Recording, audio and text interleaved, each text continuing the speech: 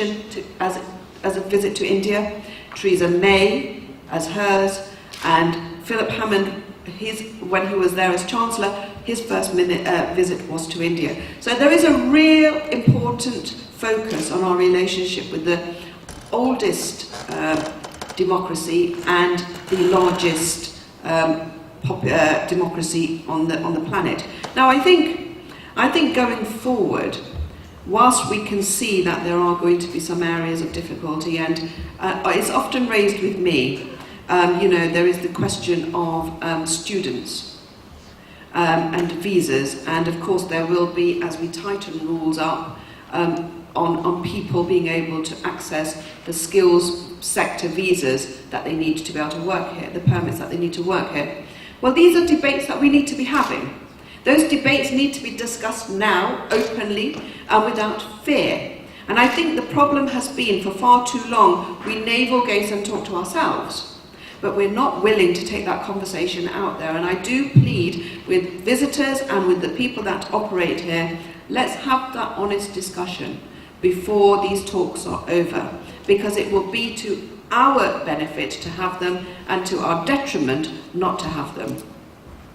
I've taken delegations to India, and I know that in the beginning it was quite difficult. My first delegation I took was in 2002, and it was to Gujarat, when the Chief Minister then was the current Prime Minister Modi.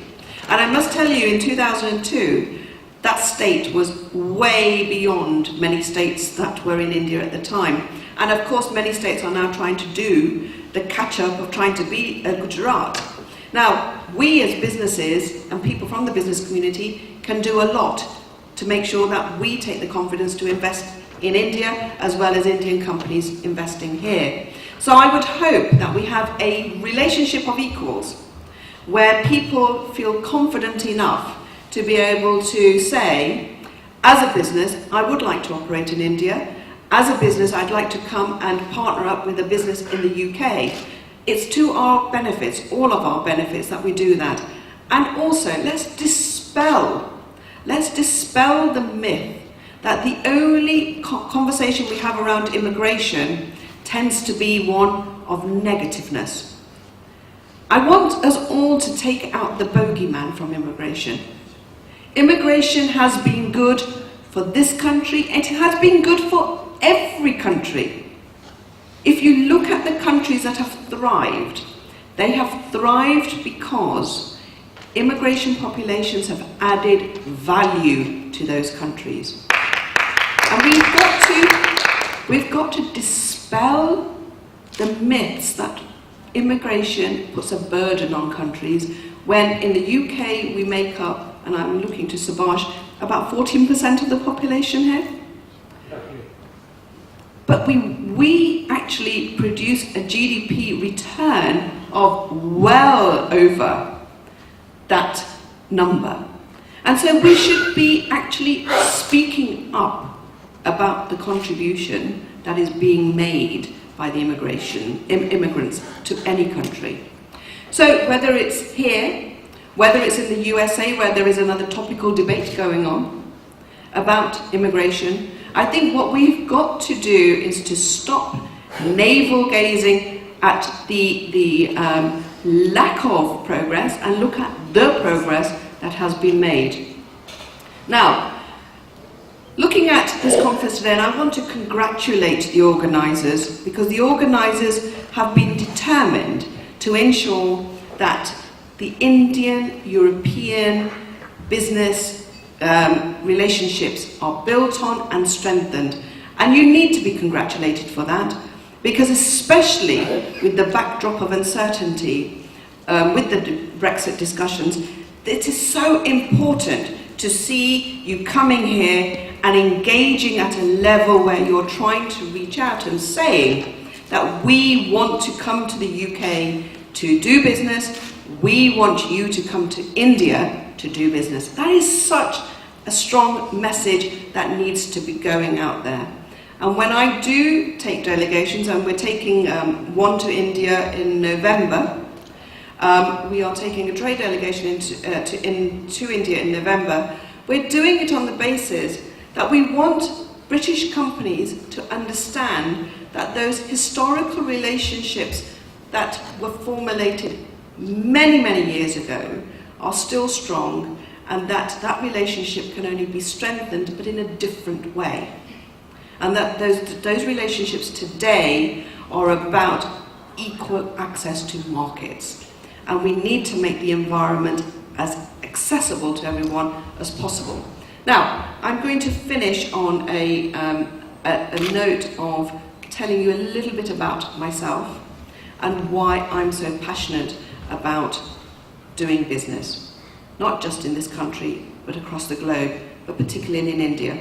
And I am so pleased that I'm joined here by the President of the Institute of Directors India, General Ahluwalia, and the CEO, Manoj, who I did see here. He's just gone out to take his phone call, which is typical. Yeah. And I've worked with the Institute of Directors India for well over a decade.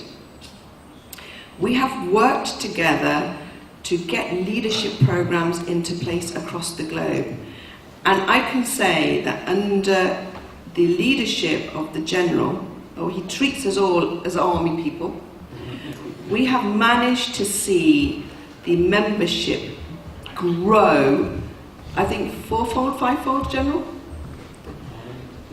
And to be quite frank, it is because, sevenfold, it is because people across the globe now see that actually doing business in different countries, you need the same tenets of accountability, of transparency, of being able to deliver the bottom line, but also look at the ethical processes within doing business, wherever you are in the world.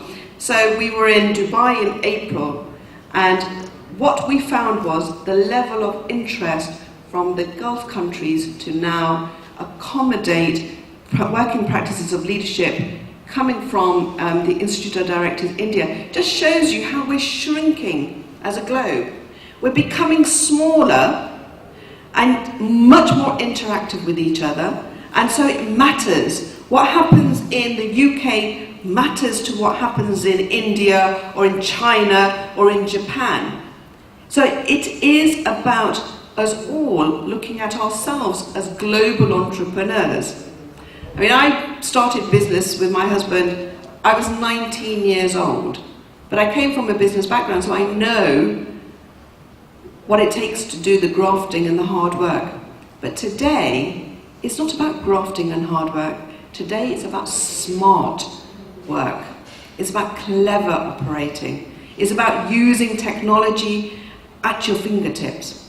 But most importantly, it's about relationships. Now, relationships cannot be built through the mobile phone, through Skype or anything else. Relationships are still built on face-to-face interaction. And that is why it is so important that people that are organising this forum today for us, this conference today for us, it is so important that we get that face-to-face interaction. Because if you really want to do business and you want to do it well, the one thing that you will need to do is still eyeball the person in front of you. And I'm now operating in Africa. We have to operate across the globe because, to be quite frank, we are all independent on each other.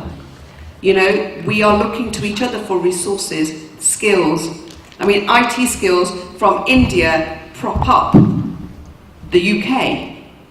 The pharmaceutical companies from India are getting bigger and bigger in the UK. Engineering, lots of services now that were not before as prevalent are now becoming much larger influence makers in the UK. And therefore, we need to start thinking, how do we adapt, how do we accommodate, and how do we do our business smart? Because if we don't do it smartly, guess what? The next person will, and you'll be out of business. So I would leave it on a positive note for you all. Ladies and gentlemen, the UK is open for business. Please tell everyone you know that this is a country where business is done with ease, where the stories you see in the headlines are not true.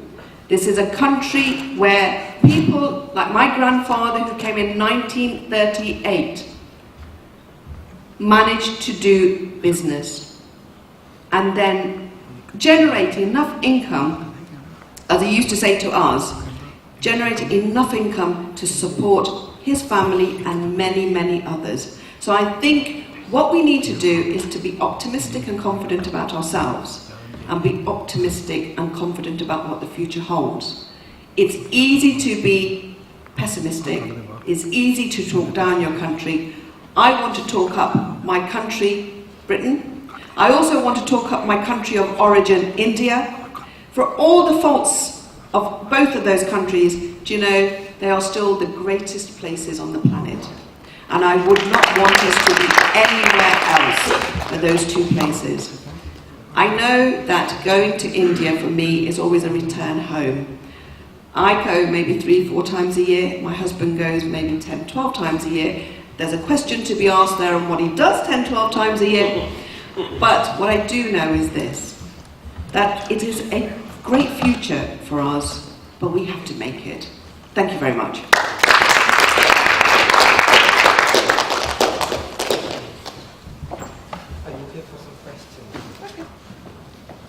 So, Baroness Verma, as a chairman of the International Business Federation, I, Rajiv Gupta, confirm that we would be with you in your journey and in all your efforts that you do, and I think all those who are present here would vouch to be with you.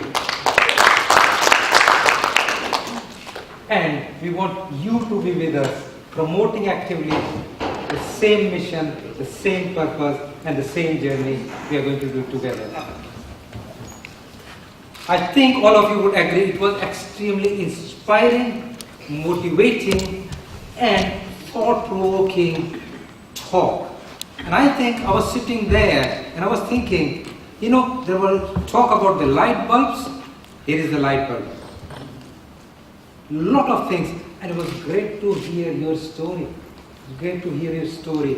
The crux is in the story, the inspiration is in the story. So there are a few questions if you are okay.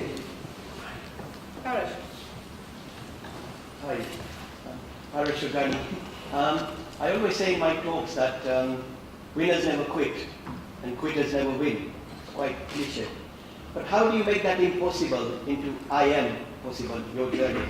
How do you take the T out of can't and become the can woman? So what is your mantra? What is your winning ingredient of success? Besides your lovely rock solid husband and your dearest and nearest family, what other things are your mantras for success, and how do you do it so selflessly in the joy of others? Well, I think really, Parish, thank you for the question, but I think you've really answered it yourself. Because I think the way to, I always take the T out of can't. You know, one of the things that I've learned in life is that I'd rather do it myself rather than wait for somebody else to do it. And if you don't depend on others to do things for you, there are less disappointments. So any mistakes you make are your own, and you take ownership of them. And to be quite frank, one thing my son said to me, and he went to New York for 5 years, and when he came back, he said, you know what, Mum, the one thing I've learned is failure is not bad. And I think the lack of trying is bad. The lack of trying is the problem. Whereas trying and failing, for me, is, okay, a learning.